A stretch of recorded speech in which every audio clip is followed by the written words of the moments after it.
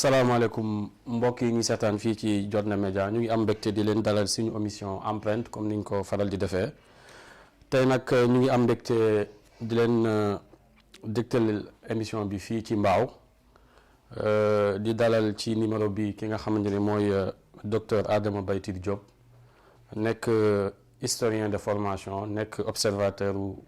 scène politique bi nekk tamit ku engagé ci wàllu combat citoyen ak syndical ci jaar-jaaram nekk bindkat tamit parce que téere yi nga xamante ne nii moom laa tiim moo ko bind bu ci njëkk nekk le Sénégal à l'heure de l'indépendance le projet politique de Mamadou Dia 1957-1962 beneen bi nga xamante ni aussi bind na ko mooy comprendre l'histoire des Lébou de la presqu'île du Cap-Vert aperçu historique de Dakar Mbao et Rufisque donc ñu war a waxtaanee tey ci histoire du Sénégal naka la juddoo moom ak dëkk yu bëri yu mel ni dëkku Afrique yi nga xamante ñoo nekk ci suñu zone war a taxaw aussi ci histoire du président Mamadou Dia ak lan moo nekkoon projet politique am lu ko gàllankoor ak conséquences yi mu am ci jamono yi ñuy dund dinañ jeexal émission bi ci Dakar ñàkkul ngeen dégg fii problème yu bëri fan yi ci wàllu dëkkuwaay ci wàllu suuf ak wàllu ndox ak yu mel noonu amaana bu ci waxtu bi xajee dinañ ci ñëw ñu ngi tàmbali di ko jox kàddu doyen ñu ngi lay nuyu di am mbégte di la fekk si fii ci Mbao di la bàyyi nga présenté wu ci suñu ay téléspectateurs. Ousmane maa ngi lay nuyu maa ngi lay dalal sa émission bi empreinte kontaan na ndax li ngeen di wut maa ngi ñaan yàlla ngeen gis ko ci man waaw émission bi lu am solo la kontaan na waaw maa ngi lay déglu nag waaw. xam naa doyen balaa ñoo dugg ci sujet bi dañu bëggoon rek nga dikkal ñu tuuti ci sa wàllu jaar-jaar. man maa ngi tudd Adama Baytir Diop docteur Adama Baytir Diop comme ni ñu ko waxee léegi sama jaar-jaar ci enseignement mu ngi commencé ci élémentaire ma dem moyen dem secondaire dem université historien la comme ni ñu ko waxee tamit bind naa ay téere def naa leneen ndax nekkoon naa militant politique nekk militant syndical yëpp ma nekk responsable dem naa ba ci société civile parce que newoon naa membre conseil d'administration forum civil donc expérience boobu yëpp yaakaar naa suñ ci waxtaanee xale yi génération yi jigéen yi dinañ am luñ ci xam incha allah. incha allah ok donc loolu mooy présentation bi tey ñu ngi la fekk fii ci Mbao xam naa nit ñi dinañ bëgg a xam Mbao parce que dañ koy dégg lu bari village de Mbao naka la lan mooy histoire dëkk bu mu mel ni Mbao. Mbao village traditionnel lébu la ci village yi ñu gën a ràññee la histoire glorieuse la am xale yi sax loolu laay déplorer souvent war nañ ko xam surtout génération yi jeunes yi yu nouvelles yi ndax fii ñu jaar dafa nekk lu am solo sur le plan politique sur le plan social sur le plan culturel Mbao dafa évoluer pendant longtemps produire de grands hommes ci domaine yëpp nag muy domaine politique muy domaine religieux muy domaine yeneen yi waaw économique n'est-ce pas social culturel waaw dëkk bu mag la waaw yàgg na nekk bunt dans la presqu'île du Cap-Vert nekk donc village bu ñu ràññee n'est-ce pas ci histoire bu Cap-Vert yëpp pendant longtemps waaw. yaa ngi wax Cap-Vert damaa ngi dégg fan yii am kuy tooñ naan Dakar Cap-Vert la tudd waaye dafa mel ni li ci vert léegi bëreetul ndax subir na ay changement yu bëri ban jàngat ngay am ci loolu yow en tant que ku fi dëkk ak en tant que gëstukat. Cap-Vert portugais yi ñoo ko wooween Cap-Vert xam nga portugais yi navigateur portugais yi ñoo jëkk ñëw Afrique noire ñoo fi jiitu français yi ndax 15e siècle lañ fi ñëw 1444 voyageur portugais marin bu ñuy wax Dinis Dias fii la wàcc ci Cap-Vert bi mu ñëwee gis xam nga hivernage la woon booba nawet mu gis yëpp vert waaw mu gis ne cap la ci géographie li ñuy wax cap mooy que géej gi dafa avancé suuf si dafa avancé ci géej gi waaw loolu moo tax mu indi Cap-Vert après lañ jël tur boobu jox ko île du Cap-Vert yooyu nga xam ne portugais yi ñoo ko mujj a coloniser waaw loolu moo tax wante verdure boobu amatul ndax Dakar dafa développé en tant que ville bâtiment yi ñoo remplacé forêt waaw léegi forêt mbaaw bi moo fi des moom la ñuy wax forêt classée waaw. soo déggee ñuy wax mbiru menaces yi am ci forêt mbaaw bi ban lan la lay inspiré est-ce que loolu dal na xel wala parce que ñu ngi dégg ñu naan dañ ko am ay projets yu ñu fa nar a def ak yooyu te loolu day menacé écosystème bi. dalul sama xel ndax poumon vert la pour Cap-Vert dëkk yu mag yëpp dañuy am poumon maanaam espace forestier bi nga xam ne day indi oxygène te Dakar dafa nekk presqu'île bu étroite exigu ni ko tubaab di waxee c'est-à-dire que fii espèce goulot la dafa nekk goulot d'étranglement boo xoolee cul-de-sac la boo jógee Tëngéej di jëm vers l'ouest yaa ngi jëm géej waaw boo jëmee tout droit géej nga jëm waaw dafa mel ni daal li tubaab di wax cul-de-sac c'est-à-dire fa nga xam ne amul issue amul bunte daal géej daal moo kii moom mooy si bunt moom foofu ngay débouché waaw donc mënuñu ko wax habitation yi jël nañu presqu'île bi yëpp te presqu'île bi bu ndaw la léegi nag espace bi fi nekk soxla nañ ko parce que Dakar ville polluée la waaw gis nañ ne même poussière bu jógee Sahara day ñëw fii nekk nuage géej forêt bi seulement mun na nekk paravent c'est-à-dire protéger dëkk bi waaw moo tax forêt bi daal moo sañoon kenn du ko laal. donc loolu appel la boo xamante ne j'espère que autorité dinañ ko dégg suñu seetaanee émission bi yaa ngi bind téere ci histoire du lébu yi te dañuy wax ni lébu yi bokk nañu fi jiitu ci Dakar wala bokk Dakar moom ñoom ñoo fi dalal ñu bëri lan moo war a nekk responsabilité ak taxawaayu communauté lébu ci avenir u Dakar ak écosystème u Dakar ak yooyu man. waaw avant colonisation lébu yi dañu mës a organiser wu c'est une société organisée surtout à Dakar. ndax dañu créé woon li ñuy wax république lébu 1790 loolu organisation politique bu am solo la parce que population mu ngi mën a évoluer am épanouissement ci organisation politique li ñuy wax entité politique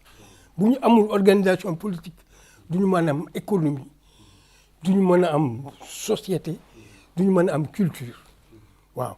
loolu moo tax organisation politique dafa am solo waaw lébu yàgg nañu organiser wu avant européens yi français yi particulièrement ñu def nañu seen organisation amoon nañu lu dul Serigne Dakar parce que boobu laman yi ñoo yoroon dëkk yi mu am ñu fédéré leen mu am seen chef bu ñu wax nu ñu koy woowee tur yi sax Mafaan bi moo jiitu woon laman yi waaw ba Serigne Dakar ñëw superposé wu ci kaw mu nekk une république ñu naan théocratie ndax dañ noon diine parce que dañ ne Serigne Dakar Serigne bi turu Serigne bi moo tax titre boobu moo tax ñu xalaat ne kii la daal théocratie la waaw c'est-à-dire que daal l'islam mooy charia mooy seen charte waaw mais booba ñi ci jàng nañu ñu ngi vivre l'islam comme religion wante ñu ngi am ouverture ci nga xam ne lu ñuy wax modernité ak leneen di xew ci yeneen royaume yi comme Kajoor Bawol et cetera dégg nga alors organisation boobu dafa yàgg am ba tey jii collectivité lébu mu ngi fonctionner donc lébu yi am nañu grande responsabilité ndax dañ ñëw fekk leen fi dëgg la soose yi ñoo fi jiitu waaw soose yi ñoo jëkk implanté wu fii installé wu fii ay 15e siècle lébu yi ñëw fekk leen fi mais bare ñu woon boobu ay groupe disparate la ay dispersé waaw ñu ñëw ñu xajal lébu yi nekk fi depuis lors en permanence di organiser ba tubaab yi ñëw ba indi fi colonisation prétendument ñu créé Dakar en 1857 mais fekk na Dakar am parce que booba Ndakaaru lañ daan wax ci lébu gi goréen yi di wax les Dakariens c'est-à-dire booba Dakar ñi fa dëkk ñoom ñu ngi leen di woy les Dakariens ñu bind Dakar à 2C Dakar 2C les Dakariens alors bi nga xamee ne tubaab bi installé nañu avec Protet lañu indi les Dakarois n'est-ce pas parce que boobu tubaab bi dañu bëggoon changer un peu wane daal seen présence gi fi léegi désormais en 1857 c'était le 25 mai 1857 waaw alors bi fi tubaab bi ñëwee terewul collectif lébu mu ngi fonctionner parce que reconnaître nañ ko personnel du juridique bu am patrimoine foncier dégg nga alors donc lébu yi musuñu seen loxo musul génn ci Ndakaaru alors bii nga xamee am nañ indépendance avec Senghor et Mamadou Dia ba tey jii n'est-ce pas Serigne Ndakaaru lay am waaw donc vraiment war nañ leen déglu parce que ñoo gën a xam fii ñoo fi gën a yàgg waaw bu ñu leen dégluwul n'est-ce pas surtout sur les problèmes fonciers dinañ indi problème fii ci Sénégal dégg nga problème yi dina bari ci Sénégal parce que am na ñu naan le Sénégal est assis sur une bombe foncière am na ñu koy wax temps yi ndax problème bari na mais nañu déglu lébu yi ñoo xam suuf puisque bi fi tubaab yi ñëwee seen histoire yëpp ça a été basé sur la lutte foncière c'est-à-dire wan tubaab yi ne am nañu propriété seen propriété ni réewul ak propriété droit moderne ñoom propriété coutumière lañu am mais il faut que tubaab yi reconnaître ne fii ñoo fi jiitu te suuf si barewul te ils tiennent à ce que n'est-ce pas ñu respecter loolu principe boobu que ñoom ñoo fi jiitu donc ku soxla ci suuf si waxaa ñoom dégg nga alors jusqu'à dem nañu ba daal jusqu'au sacrifice ils étaient prêts n'est-ce pas pour wan loolu tubaab yi nangu ko di discuter ak ñoom ba tey ci waaw. kon xam naa dinañ la dégg seen responsabilité ci loolu ci téere bi nga xam ne yaa ngi ko bind ci histoire du Sénégal yaa ngi ci fàttali péripéties yi ak xew-xew yi amoon bi président Mamadou Dia di jëlee capitale bi Dakar Saint-Louis di ko indi Dakar waaw xam naa dinañ ci ñëw di nga ci ñëw mais loolu day tax ñu delluwaat rek ci thème bi nga xamante ne ni mooy thème principal émission bi mooy dëkku Afrique yi rawatina Sénégal ci diggante 1957 ak 62 nan nga ñu ko mën a jàngatalee. foofu daal histoire bi dafa accéléré wu li tubaab di wax accélération de l'histoire ndax 54 la yëf yi commencé mun naa wax sax ne 1945 bi guerre bi jeexee anglais yi dañu am fayda ils sont pragmatiques intelligents ñoom dañ ne seen colonie dañ leen di libérer seen terme bi consacré mooy give and keep mooy partons pour mieux rester waaw nañu dem mais ñu ngi toog waaw français yi bëgguñu appliquer boobu principe parce qu'ils tenaient à leur empire colonial français yi dañu yàgg bëgg am ay dépendance coloniale dañ ko yàgg bëgg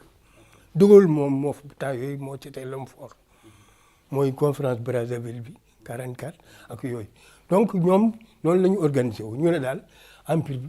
il n'est pas question que ñu lâché ko dañ koy continuer waaw bu ñu demee ba 54 mu am Dien Bien Phu ñu am défaite fu Vietnam yi gagné leen ñu humilier leen dégg nga même année boobu 1er novembre Algérie def insurrection ne dafa bëgg indépendance par force mu nekk guerre d'Algérie alors 55 année bi ci tegu conférence Bandung ñi nga xam ne am nañu indépendance ci pays tous les pays d'Asie et d'Afrique anciennement colonisés ñoom ñëpp ñu daje foofu daje Indonésie ñu dem fustiger colonialisme te boobu France rek la ñuy waxal parce que boobu Angleterre commencé na di lâcher prise li mu waxoon mu ngi koy def dégg nga France lañ doon di wax parce que xam nañ ne français yi bu ñu leen dénoncer noonu sur le plan international dinañ am lu ñu ragal commencé décoloniser dégg nga bon léegi nag bi ñu demee 1956 ñoom ñu décidé ne dañuy def loi cadre waaw c'est-à-dire beneen système pour daal préparer rapidement décolonisation indépendance waaw alors li ci metti si ñun mooy ils ont tenu à ce que fédération yi ñu créé woon comme AOF Afrique occidentale française 8 territoires donc Sénégal Mauritanie Guinée Conakry Soudan français bon Mali n'est-ce pas Haute-Volta Côte d'Ivoire Niger Dahomey def naa cité naa yëpp ñooñu ñëpp dégg nga alors Afrique occidentale française Afrique équatoriale française ñu ne léegi dañ koy tas avant ñu am indépendance xam nga loolu pour am état yu ndaw mën leen a gën a noot n'est-ce pas pour voilà loolu lañu Senghor doon dénoncé comme balkanisation noonu lañ ko def alors donc Houphouët-Boigny yi moom la ñu joué parce que toujours dañu utiliser kenn ci leader politique pour mën a def li ñuy def dégg nga ñu def ko foofu le Sénégal commencé yàqule foofu le état africain yëpp commencé yàqule parce que li ñuy def Afrique occidentale française moom la ñu def Afrique équatoriale française fekk boobu anglais yi ñoom defuñu ay fédération defuñu dara ñoom tamit ñu commencé fekk yàgg nañoo commencé di libérer seen territoire donc bi ñu demee à partir de 1957 n'est-ce pas ñu ne autonomie interne fii Sénégal c'est-à-dire donc nañu créer benn gouvernement bon gouvernement local mais amuñu indépendance. parce que amoon na gouverneur général. waaw gouverneur général baa ngi fi mu ngi continuer di fi nekk dañ ko woowee léegi haut commissaire général mais mu ngi fi waaw tur rek lañ changé mais mu ngi fi. mooy building administratif. waaw foofu building administratif dégg nga mu ngi doon palais de la république fa la logé woon dégg nga bon léegi premier gouvernement ñu ne président bi du nekk africain tubaab lay doon gouverneur territoire bi moom mooy nekk président donc fii Lamy gouverneur Lamy moo noon président du gouvernement bi ñu créé tubaab bi moom mooy jiitu waaw léegi nag dinañ wàññi ay pouvoir am jox pouvoir vice président parce que vice président bi africain lay doon loolu la Mamadou Dia nekk vice président dégg nga 57 dégg nga 57 31 mars 57 dañuy def élection territoriale alors BPS gagné parti Senghor la Mamadou Dia ñu gagné SFIO Lamine Gueye booba sax parti am mu ngi tudd parti sénégalais d'action sociale Lamine Gueye Assane Seck ñoo kii woon boobu Assane Seck n'est-ce pas dafa ñëw ci moom en tant que intellectuel dégg nga alors ñoom ñaar ñu présenté wu député Senghor rax Mamadou Dia présenté député ñu gagné léegi nag ñu ne parti bi gagné élection yooyu moom mooy jiite noonu la Sénégal commencé jëm vers l'indépendance alors bi ñu demee ba 58 ñu ne communauté De Gaulle fekk De Gaulle ñu dellu si naan De Gaulle dafa demoon dafa geddoon mu dellu si waat alors 58 mu ñëw mu ne référendum c'est-à-dire léegi dañu aux population yëpp n'est-ce pas ci Afrique coloniale Afrique colonisée par la France dégg nga ñu laaj leen par oui ak par non ndax dañu bëgg indépendance yëpp mu ngi préparé n'est-ce pas traduire indépendance bi gën leen a nag parce que De Gaulle ñun xamuñu ko bu baax waaw li ñu jàngal dans l'histoire li ñu jàngal étudiants yi élèves yi dafa am lu bari des ñu xamuñu ne De Gaulle parce que dañ ko daan nëbbu yooyu mais De Gaulle nationaliste français waaw alors il était admiré par les leaders politiques africains Senghor Houphouët-Boigny n'est-ce pas Sirane Fulbert Sirane bu Madagascar et cetera ñoom ñëpp dañ ko admiré woon te moom intérêt France la jiitul intérêt africain yoonam ne ci bi muy wax fii au porteur de pancarte n'est-ce pas ci booba xeeb condescendance la c'est-à-dire wane na ñi bu ñu duggee ci indépendance duñu fi def dara n'est-ce pas dañu gën a suux noonu la ko gis woon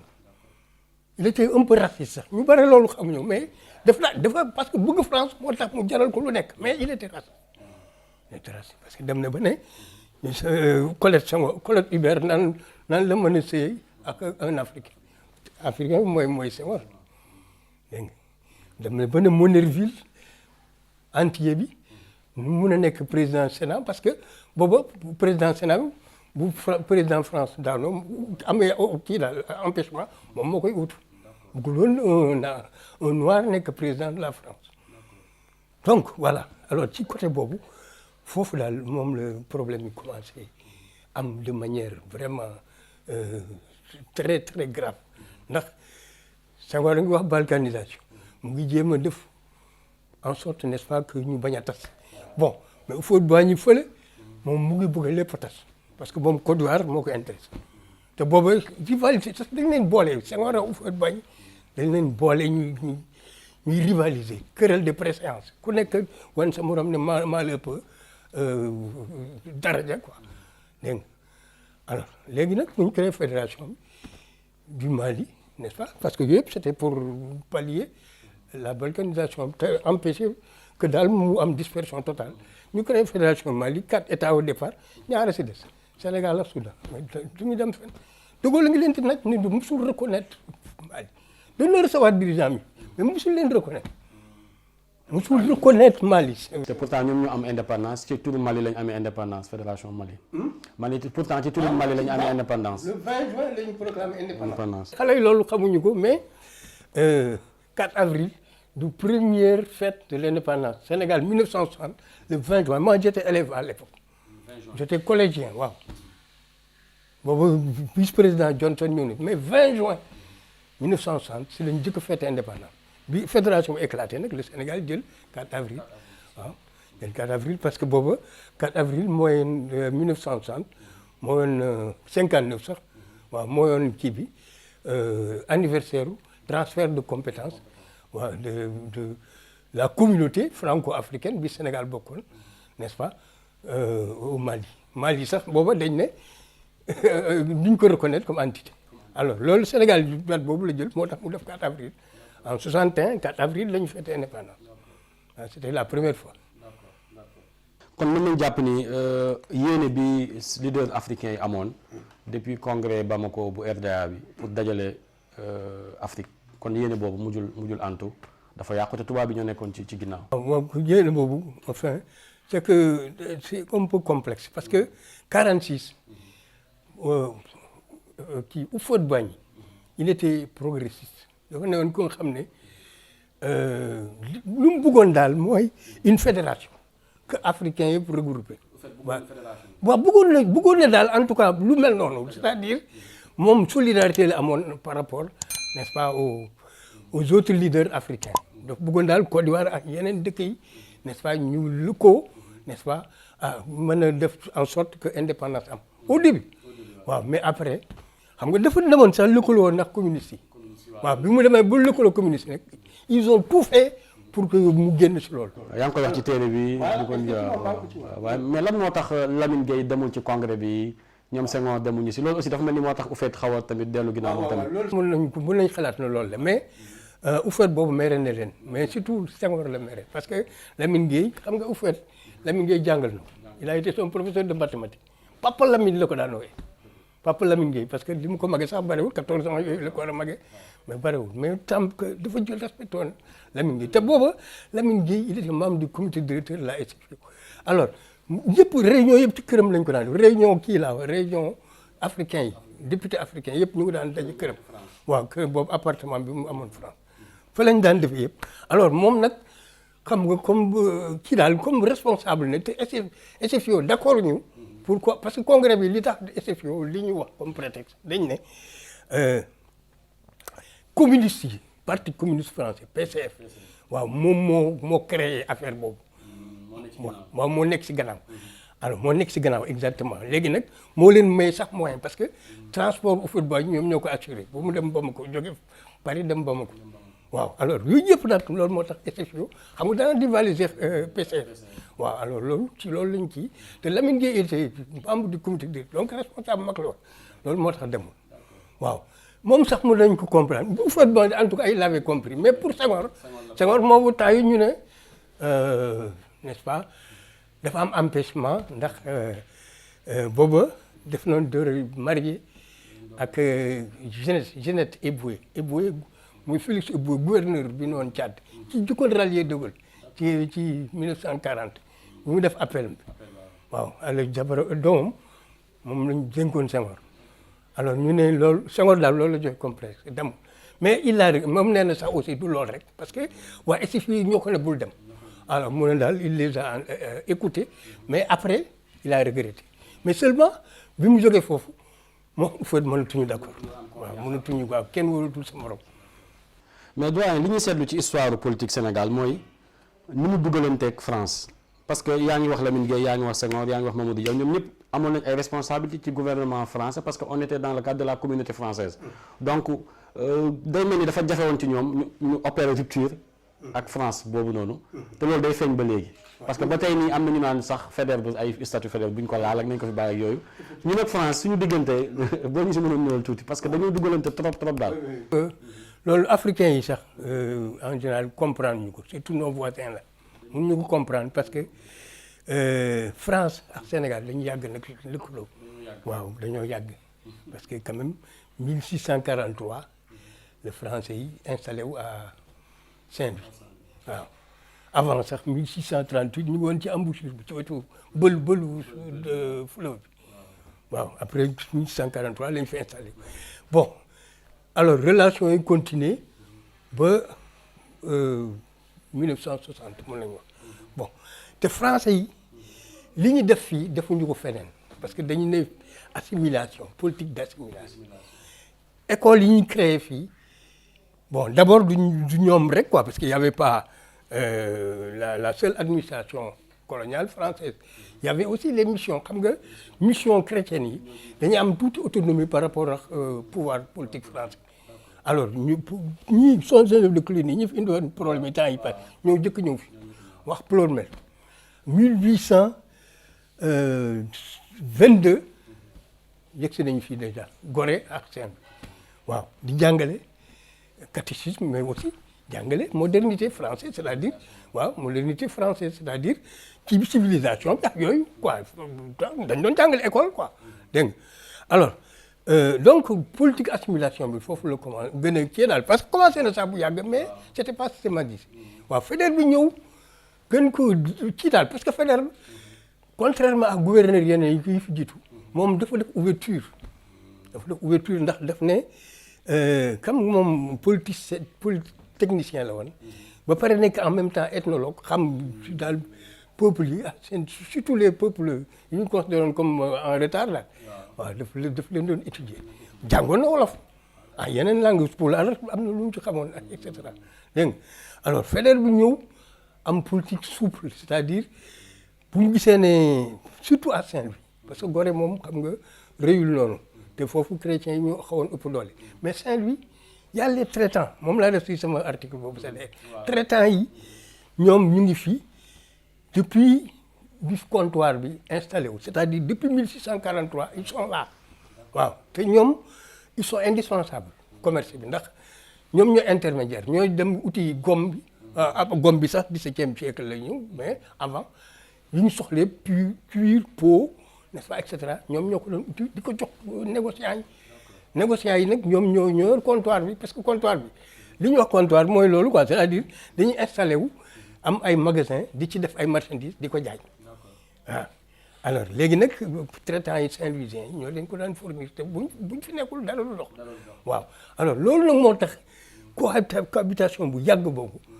Faidherbe bi mu ñëwee mu comprendre ko daal dina léegi comme ñi ay musulmans lañu te dañuy am ay sëriñ parce que ay naara nga fi à seen tante surtout Lodo quartier Lodo naar yaa nga fa en permanence à seen tante di jàngale alxuraan am na sëriñ yi daan jóge Kajoor yi di jóge Njàmbur ñoom ñëpp di ñëw di jàngale ñoo doon moo tax ñoom Alaaji Malick Sy ñoom ñëpp jaar fa sëriñ yëpp sëriñ Touba jaar na fa avant mu dem exil jaar na foofu ñun ñëpp jaar nañu dara loolu ko indi parce que jullit yaa nga fa bi mu xamee loolu nag mu indi école laïque Faidherbe mu indi école laïque indi tribunal musulman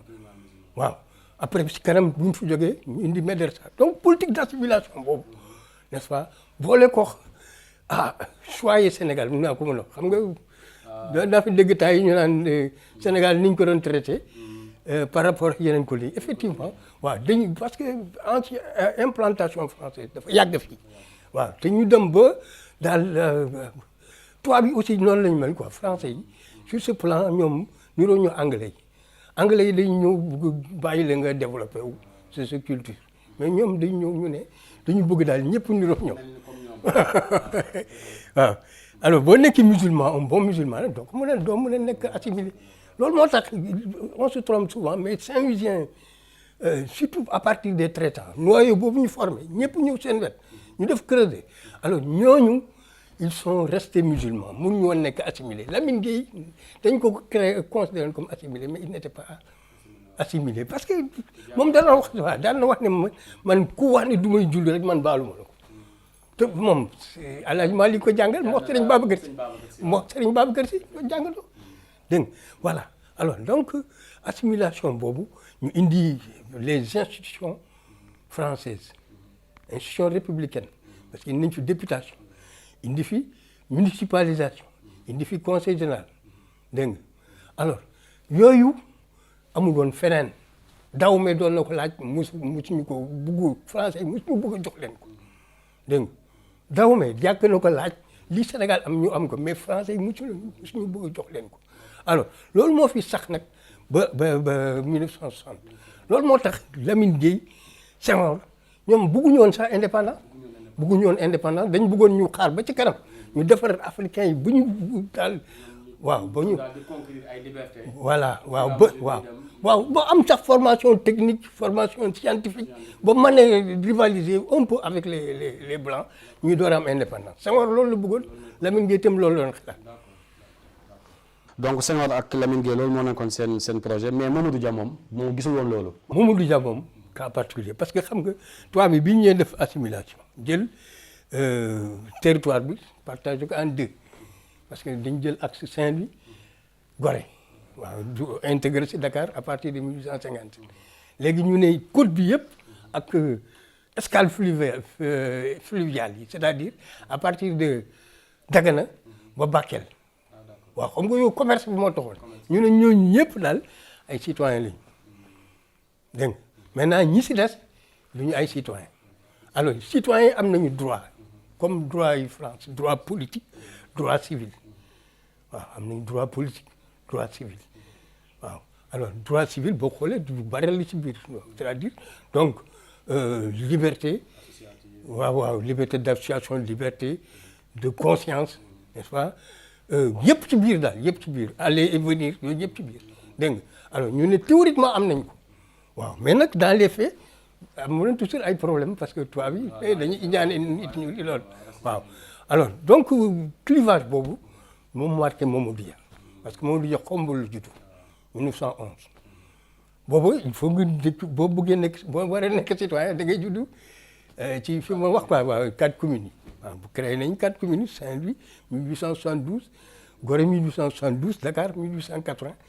Rufisque Dakar 1887 Rufisque 1880 dégg nga ñeenti communes yooyu waaw léegi nag Mamadou Dia instituteur la donc mën nañu wax ne auxiliaire la de l'administration coloniale parce que mu ngi jàppale français yi seen politique d'assimilation en tant qu'instituteur mais nag il était un homme de refus waaw il était un homme de refus jël na profession instituteur n'est-ce pas ñu formé ko à Gorée lañ ko formé waaw ñu affecté ko Ndar foofu la gën a xamee daal en quelque sorte la vie coloniale n'est-ce pas foofu la gën a xamee parce que Saint-Louis la doon jàngale waaw alors loolu ko marqué léegi dem nañu ba ne instituteurs yi mën nañu leen def citoyen mu ne moom buggul donc moom clivage boobu ko marqué citoyen dañu considérer ñoom ñoo supérieur ak sujet yi moom comme sujet la woon nee sujet alors il ne pouvait pas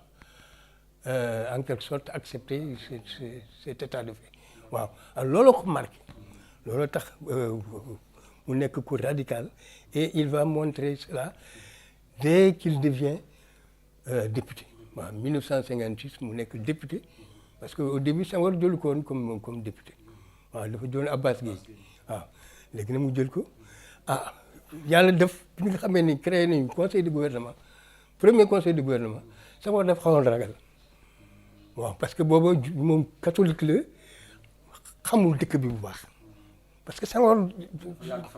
dafa yàgg France te même bi mu nekkee député une bonne partie de l'année mu ngi koy passé France waaw Senghor pour moom vacances c'est sacré France mënuloo fexe bu mu ñëw teg tànk Sénégal ci hivernage dégg nga boobu Mamadou Dia créé nañu parti bi en 48 Mamadou Dia mooy wër mooy parcourir mooy taxawal parti bi dégg nga alors léegi nag comme dañ ko xawoon fàtte ci première kii bi en 1951 bon 56 Senghor kii ko ba mu nekk député alors comme il était député il pouvait être président du conseil alors moom ñu jël ko comme président dafa laaj na Senghor sax Senghor bëggul parce que dafa xawoon ragal ndax boobu surtout li mu nekk catholique waaw que réaction yooyu console léegi nag Mamadou Dia bu mu ñëwee comme président bi ñu ko falee comme président du conseil mu formé gouvernement comme Amadou Mahtar Mbow ñun ñëpp si lañu woon moo ministre de l'éducation waaw ah léegi comme ni ma la ko waxee xam nga ci yooyu conseil du gouvernement yooyu ñu créé woon dañu jëloon tubaab yi daf leen ci kaw Mamadou Dia a tout fait pour ñu dindi Lami sax xaritam la woon nii mais loolu aussi war nañ ko jàngal politiciens yi tey n'est-ce pas dafa am lu ñuy wax devoir d'ingratitude boo bëggee sa patrie sa dëkk doo seet ne kii sama xarit la defal na ma lii defal na ma même bu c'est sa mbokk sax defal na la lu baax n'est-ce pas mais intérêt état bi intérêt peuple bi moo ëpp doole alors donc moom noonu mu xuloo Lami ñu ci loolu te Lami moo ko jëkk proposé ñu def transfert de la capitale Lami moo ko jëkk proposé parce que booba coow li am na te loolu sax dañ ci wax lu bare mais ñu bare maîtriser ñu sujet bi ndax transfert capital waaw ndax Mamadou Dia dañ ko wax ne boo yéexee rek Dakar dina nekk département d'outre-mer c'est-à-dire dina génn Sénégal bon dinaa la wax dara leen mooy Dakar 1924 dañ ko génne woon Sénégal waaw administration coloniale moo ko def dañ ko génne woon Sénégal parce que booba dañu ne Dakar capitale de l'AOF dafa sore Saint-Louis capitale du Sénégal waaw te dañu bëgg développement économique bu rapide ensuite ñu bëgg administration bi gën a am efficacité waaw ndax boo fekkee da ngay xaar kayit yi wala ordre yi ñu jóge Ndar dafay yeex tout ça yooyu booba c'est pas comme aujourd'hui waaw am na y avait le chemin de fer mais chemin de fer bi yeggul chemin amoon na tuuti luy desoon quoi bon ensuite Sénégal dafa nekk un pays n'est-ce pas très très compliqué waaw compliqué en ce sens n'est-ce pas que à l'époque il y avait beaucoup de problèmes waaw le problème ndax les politiciens de l'époque n'est-ce pas boobu il y avait Lamine Gueye il y avait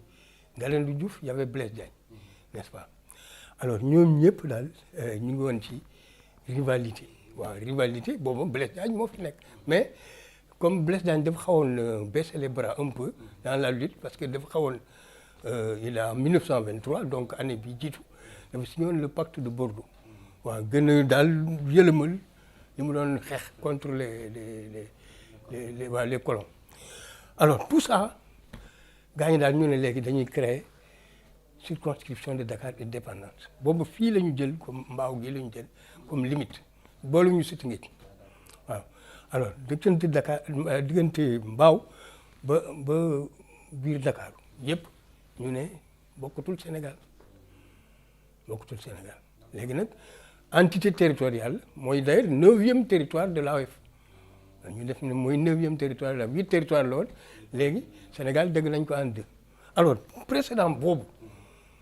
bi nga xamee ne 1954 RDA nekk na majoritaire parce que boobu créé nañ grand conseil mooy siège u assemblée bi léegi waaw foofu lañ ne woon waaw alors grand conseil mooy ay espèce de député la ñu woon daal mais député africain ci territoire yi forme fédération AOF waaw léegi li seen rôle mooy voter budget dégg nga alors ñu créé grand conseil mu am benn soudanais bu jóg mu ne Fili Dabo Sissoko la doon waaw mu jóg mu ne Dakar dañ ko war a génne Sénégal comme niñ ko defoon parce que dañ ko defoon en 1924 mais 46 dañ ko dindiwaatoon delluwaatoon ci Sénégal léegi mu ne nag li ñu defoon noonu nañ ci delluwaat parce que boobu Dakar dafa nekk dëkk bu nga xam ne dafa am importance parce que boobu port bi am na développement aéroport bi n'est-ce pas aéroport de classe internationale bon ensuite débouché chemin de fer donc yu jógee Côte d'Ivoire yu jógee Dakar Niger boobu am na chemin de fer bi amoon na Dakar Saint-Louis mais amoon na Dakar Niger bu ñu terminé en 1923 donc yii di richesse daan jóg yëpp fii la daan teer dégg nga tam ñu ne Dakar mooy la première gare de l'Afrique de l'Ouest effectivement dégg nga alors loolu yëpp nag loolu yëpp moo taxoon ñoom pour ñoom ñu ne Dakar Sénégal moom kese ñeneen si lañ bokk parce que li ñu fi def yëpp comme infrastructure building yi yooyu yëpp surtout kii service édifice public yi quoi ñu ne yëpp c'est pour l'AOF mais pas pour le Sénégal alors loolu moo tax mu Fouly Dabo Sokho doon wax ne nañu détaché Dakar Senghor maire ci ak ñeneen temps yooyu Senghor mu ngi ci grand conseil moom maire ci ak ñeneen waaw sénégalais daal sénégalais ñoo ci maire bon ñu bàyyi loolu ba 58 n'est-ce pas 57 sax 57 n'est-ce pas alors ñu wax affaire RDA dafa am doole Dakar boobu donc li ma bëgg wax mooy rivalité entre RDA ak SFIO moom c'est mooy toile de fond moo ne woon ci suuf moom moo indi problème yi dégg nga alors boobu RDA mooy majoritaire ma ne RDA ak SFIO mais RDA ak PRA mooy parti waaw avant Abdoulaye Ly sax Senghor xam nga parti du regroupement africain la créé woon parti interterritorial waaw alors léegi nag ba ñu xamee ne référendum bi ñëw na la am scission bi ñoom Abdoulaye Ly dem ak ñoom Abdoulaye Gueye Cabri ak Amadou Mokhtar Mbow ñu dem waaw mais PRA bu mag bi laa waaw PRA boobu moo doon rivaliser ak RDA waaw parce que mooy Senghor Houphouët-Boigny rek ñoo doon rivaliser voilà ñoo fi ëppoon doole ñoo doon rivaliser alors donc ñooñu lañu doon bañ waaye BPS parce que foofu tamit dafa am kii daal changement bu rapide c'est-à-dire en 8 avril 1958 kii nu mu tuddati SFIO devenu Parti sénégalais d'action socialiste PSAS bu Lamine Gueye waaw dafa fusionné ak BPS Parti Senghor Bloc populaire sénégalais alors ñu def UPS waaw alors donc UPS doon bañ RDA waaw jël Dakar parce que boobu daal dañuy daal RDA dañuy waxaa libu yi bëgg jël Dakar waaw loolu mooy principalité bi maintenant nag ci biir collectif libu amoon na ay voix yu doon demandé n'est-ce pas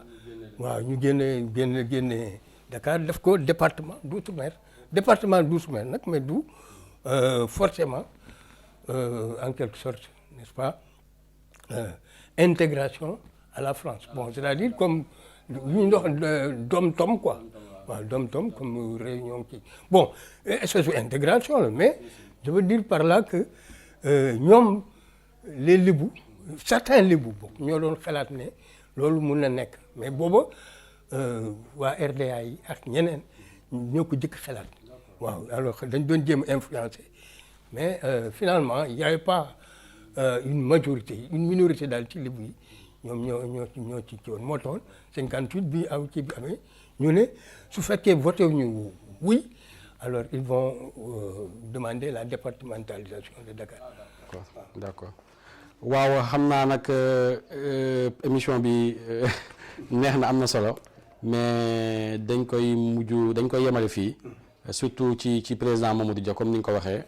gis-gisam par rapport ak Sénégal xam naa nga ñëwoon si tuuti rek pour ñu terminer xam naa du ñàkk. ñu programme beneen émission boo xamante ne nii dañ koy def ci téere bi spécialement mais xam naa nga ñëw rek si projet am li mu bëggoon a amal parce que bi mu ñëwee entre 57 62 avant muy am jafe-jafe ba ñu koy tëj je pense que am na lu mu jot a taxawal fii ci réew mi voilà. war nañu xool ci moom lu bare tey ndax ku bëggoon réewam nationaliste loon grand national ardent nationaliste dégg nga ensuite ku jublu woon intègre waaw dëgg la moom li mu bëggoon mooy état républicain du Sénégal ensuite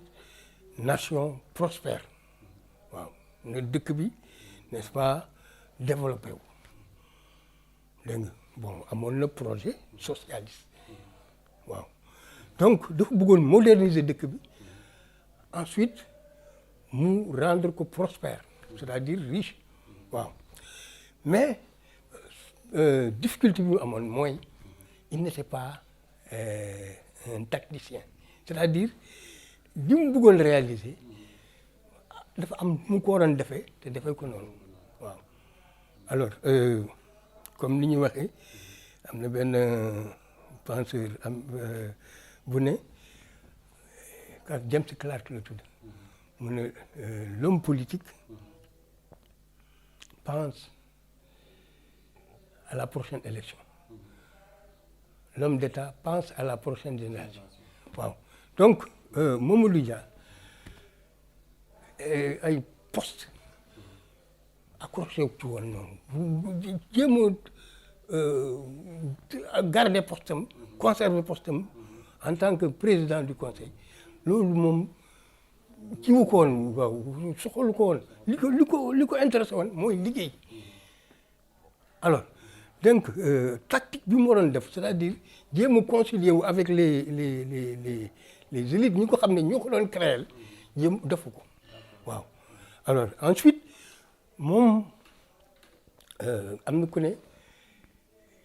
il avançait à visage découvert et il réfléchissait à haute voix suñu benn collègue bu nekk bu doon université Saint-Louis un Tunisien la Mati Mondjib moo ko doon wax waaw c'est-à-dire am na tactique bu mu waroon def xaw a daal def une certaine façon pour réussir mais dafa bëggoon yàkkamti woon defar waaw bëgg a defar nekk ku jub te amul lu mu ragal alors loolu nag moo tax mu échoué bon alors mais man li may retenir li mu bëgg xale jeune génération retenir mu esprit boobu daf doon bañ dégg nga li ñu wax décolonisation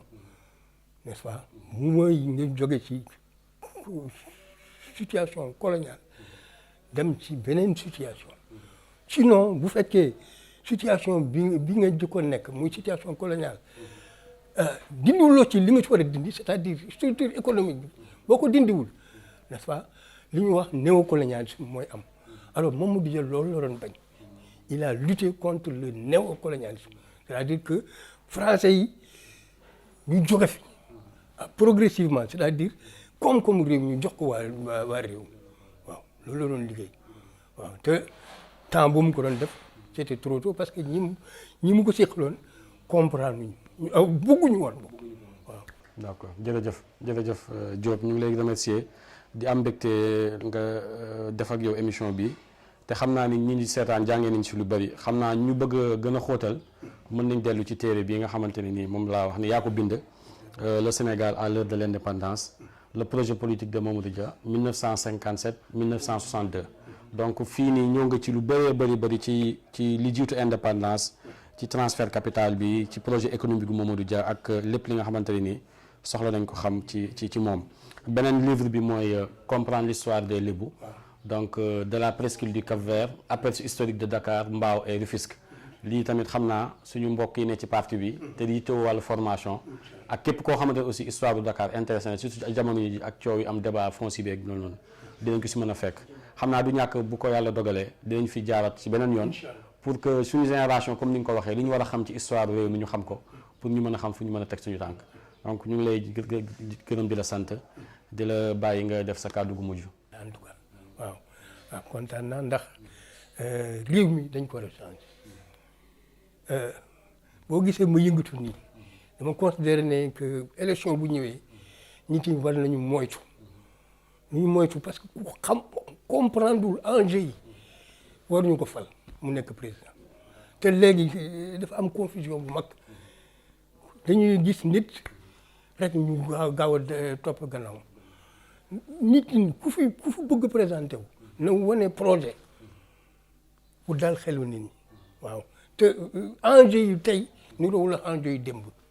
système Senghor bii il faut ñu dindi ko buñ ko dindiwul du ñu dem fenn yaa ngi fi wax léegi allusion ci affaire kii bi nu mu tuddati déboulonnement statut bi xam nga li statut fédéral bon loolu sax dinaa ci wax parce que dañu confondre histoire ak mémoire du ñu benn n'est-ce pas bon mais li ko indi mooy assassinat George Floyd américain bi moo ci yooyu la yëpp a jógee ñun bu ñu bëggee ñu considérer ñu il faut que ñu comprendre ne addina day dox mu ñu accroché wu sur les traditions kenn du ko bàyyi parce que tradition mooy nit ci ngay exister mais nag am na yu nga xam ne méngoowul ak jamono léegi ñun dañu war a avancer ñun africain dañu war a avancer bi mooy wane nañu am nañu capacité de transformer le monde am nañu capacité de transformer parce que ñoom dañ ne ñun dañu ragal nature bi loolu tubaab bi loolu la ñu wax waaye nous sommes